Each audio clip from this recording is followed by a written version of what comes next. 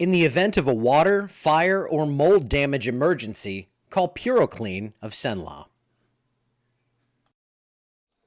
Well, hello and good morning. Yes, Mom, I heard rumors that I had a cousin visiting. She did not bring a grandbaby, though, so I know that's kind of a bummer.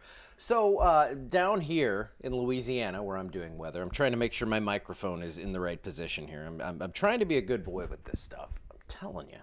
So 72 at Stellies in LeBeau. 70 is the dew point.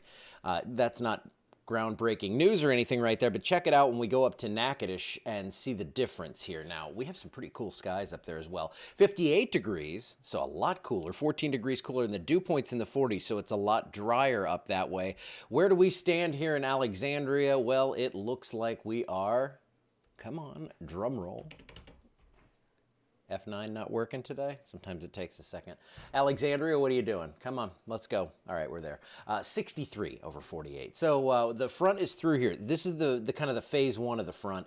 It's going to still get up in the low 70s today, but then that secondary cold front comes through and we are going to see the real chill arrive. A couple of showers across the area, some snow up to the north, winter storm watches off to the northeast. I don't know why that's not looping right now. I might have to restart some things. Let's see on the close end. Yeah, I don't know what's going on with radar. A little upset with that. Did not see that that was happening. But hey, here's the front. This is working. 62 degrees, 78 in Faraday. What a difference that is right there. She's here, just not here. Okay, you'll see her at lunch. I gotcha, I see. 62 Alexandria, 57 up there in Shreveport and Monroe, mid-70s down along I-10. So quite a big difference as you head across the area right now. And it looks like for today, we're going to see those temperatures come up into the 70s for most of us. But you can see that front is through. This is front number one. That has dropped through the area. And then front number two is going to be kind of acceleration of these winds. That's going to come out of the north at about 20 to 30 miles per hour, some higher gusts as we get later. So this is going to be one of those deals where you hear that wind gusting overnight, and it's going to bring in some really chilly stuff here.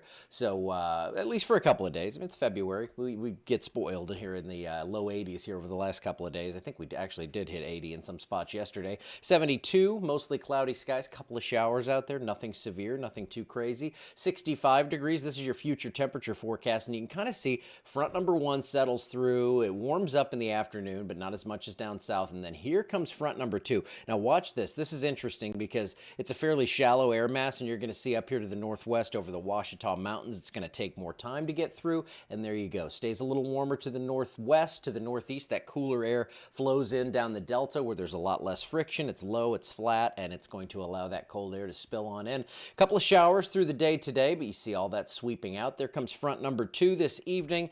It's about 8 o'clock, and after that, it gets chilly, and we are going to see those wind chills dropping into the 20s. By Monday morning, it's going to be cold out there. You could hear a rumble of thunder today, but I don't think most of us will. And the GFS model for the next 7 days, it shows that this system, it's not going to bring us much beyond this. It looks like big snow up to the northeast, but then that next one rolls through on Thursday. Could bring us a few showers as that cold front comes down in, and you know, it looks like the worst of that's going to be off to the northeast, but maybe a little rain. I don't see any big organized rain in the next 7 days. I do think things get a little more active as we head further into the future, but that's not saying much because we're not active here over the next 7 days. Less than a quarter of an inch of rain for most out of this over the next 7 days.